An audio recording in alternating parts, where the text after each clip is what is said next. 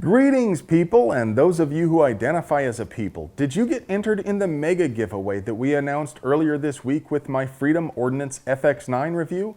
If not, be sure to click the link in the description for a chance to win a Freedom Ordnance FX9, a Swamp Fox Blade 1X Prism sight, a Cloud Defensive Optimized Weapon Light, and some Firebird detonating targets. I've got a full load of pew-pew news, and I'm putting the hammer down to bring it to you courtesy of the generous support of TNVC.com. If you like seeing stuff more than not seeing stuff, take a look at our sponsor, TNVC.com, your source for quality night vision gear to make you the bump in the night. First on the docket this week is what's not on the docket this week, or at least the news when I recorded this is that the Supreme Court has not yet granted certiorari for any of the 11 gun rights cases before it. The internets are positively ablaze with debate about whether any gun rights related cases will be granted cert this session at all. It's been a long time since the Supreme Court ruled on any gun rights issues, but some people are arguing there isn't a dependable majority on the court and that we would be better off if the court looks at these cases after the ancient one finally relinquishes her grip on the gavel. Of course, that assumes that when Ginsburg goes, she is replaced by a Trump nominee. And some folks argue the current court has enough sense between them to reach a favorable ruling as it is. In any case, those internet master debaters won't be deciding whether these cases are heard, and I won't be either. But as soon as we have word, you can count on me to report it immediately on the following Friday. The most repulsive thing to me about government corruption is how the perpetrators almost never seem to face any personal consequences. Fast and Furious was a widely publicized embarrassment where the ATF got caught red-handed intentionally selling guns to Mexican coke dealers. It is precisely the sort of politically motivated illegal behavior that people would have been called paranoid over a few years prior. And if you were naive enough to have any trust at all in government, Fast and Furious should have disabused you of that feeling. Now, I'm probably more cynical than your average bear. I assume the natural state of government officials is corruption. It's not that I literally think they're all corrupt, it's just that I think it's best to assume they're on the take or attempting to push a political agenda, so we're thoughtful about how much power we grant to government. If we really sat back and considered what a bad person would do with power, maybe we wouldn't get in these pickles. But Fast and Furious proved the cynics and paranoids right in an historic manner. Predictably, the government investigated itself and found almost no blame. Politicians postured, of course, but despite hearing admissions from agents that they planned to use the operation to push a political agenda, the only consequences were that 3 supervisors were transferred, William McMahon, ATF Deputy Assistant Director, was fired, and Gary Grindler, Eric Holder's Chief of Staff, resigned. I guess you could also mention that Eric Holder made history as the first sitting member of a presidential cabinet to be held in criminal contempt of Congress for refusing to comply with a subpoena for documents, but I'm not sure how important that point is, as it didn't really carry any actual consequences for Holder, save that Congress had declared him to be naughty in their sight. That's a joke, boy! I honestly struggled to concisely articulate what a colossal scandal Fast and Furious was. I mean, it was huge, and no one was punished in any meaningful way. But now Mexico is officially asking the U.S. to investigate the matter again. Did some new evidence come to light? Has a barrier to prosecution been removed? Did a witness turn? Nope, not really. Back in December, Genaro Garcia Luna, Mexico's security minister from 2006 through 2012, was arrested here in the U.S. for drug trafficking. You heard that right. The former security minister was arrested for drug trafficking. More recently, Mexican President Andrés Manuel López Obrador has suggested that Luna's connection with the Soup Boys here in the U.S. should be investigated. Now, I really want to believe that this is the sort of thing that could crack those agencies open and cause the termination and criminal prosecution of a multitude of corrupt public servants. But the realist in me wonders if it's just transparent politicking. Whether or not anything ever came of it, no one can argue that an investigation like that would be unlikely to benefit a candidate who served in a presidential administration during Luna's tenure. So my optimism is tempered to say the least.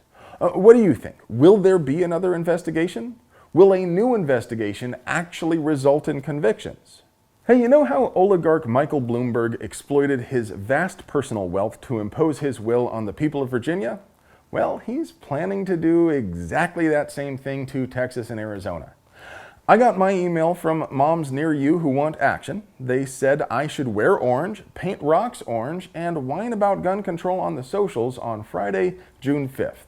Their event is so orchestrated, they even have a link to sample tweets. Now, I'm not saying the Karens are too stupid to articulate their own arguments. Wait, no? I guess I did say that. The next day, the 6th of June, on the anniversary of D-Day, the Karens are hosting a Facebook event to, paint rocks or something again. They invited little old me to RSVP. I suppose I could do that. Or I could ask all of my besties to take a picture holding the scariest gun you own and post it to all the socials using the exact same hashtags the Karens plan to use. Wear orange and wear orange rocks. Anyway, if you want to join in on the shenanigans, post yours to the gram with hashtag ARFCOM as well as those Karen tags, and I'll arbitrarily choose the best picture posted to win a free shirt from our Teespring store. Bonus points for orange Hawaiian shirts or PCs. They even included a link to a handy-dandy meme generator which I used to make these snappy photos. As funny as it might be to counter-protest using blaze orange hunting attire, though, I don't want to encourage the notion that hunting has anything to do with gun rights. Don't get me wrong. There's nothing wrong with hunting, of course, but there are already far too many people who make foolish arguments about how you don't need a fill-in-the-blank to hunt such and such animal. Of course, they're often wrong. For example, an AK can make a pretty decent deer rifle with the right ammo and sight. But as important as wildlife conservation is, it has nothing whatsoever to do with the Second Amendment. Just to save you the trouble, and because I'm a deviant human, I went ahead and signed up for the private Facebook event the Karen set up. Well, someone named Preston Garvey did anyway. But when you click the link in the Moms Demand Action email, it brings you to a page that's hosted by the Everytown domain. It's no secret that Moms is a front for Everytown, which itself is nothing more than Michael Bloomberg's personal lobbying firm and AstroTurf layer. But it is funny they didn't even bother to use the Moms domain.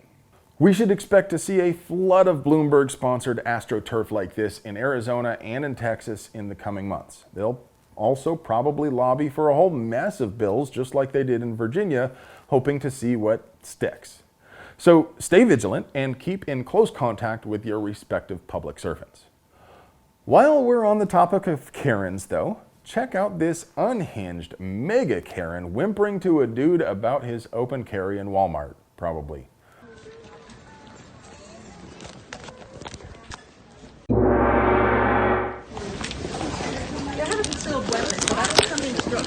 Why not? Why not?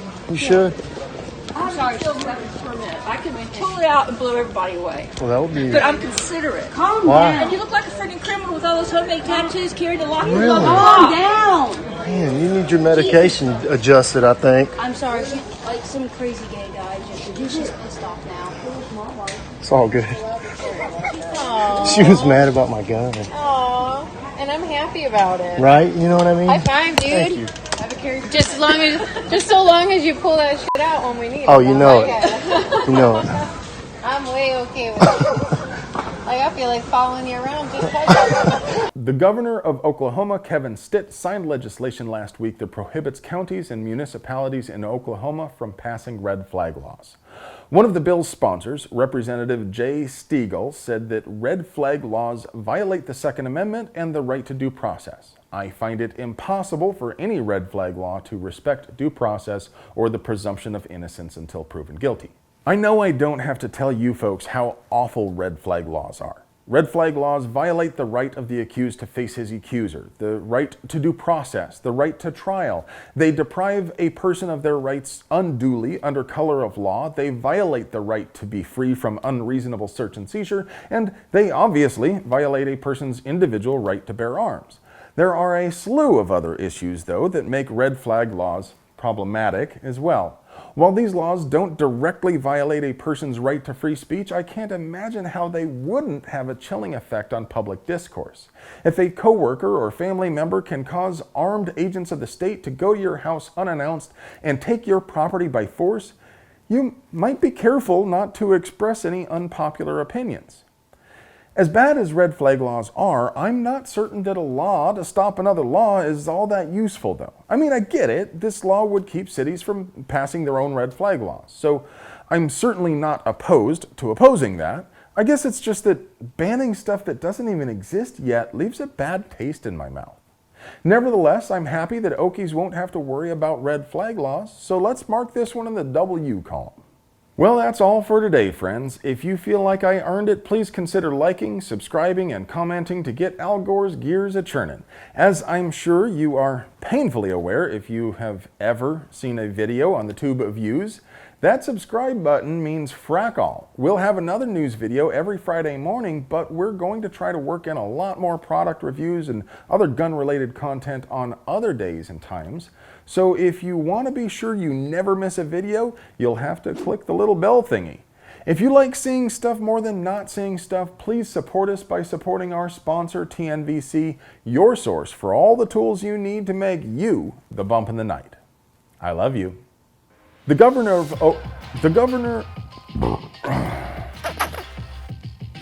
Oklahoma, Kevin Stitt, signed legislation last week that prohibits counties and municipalities The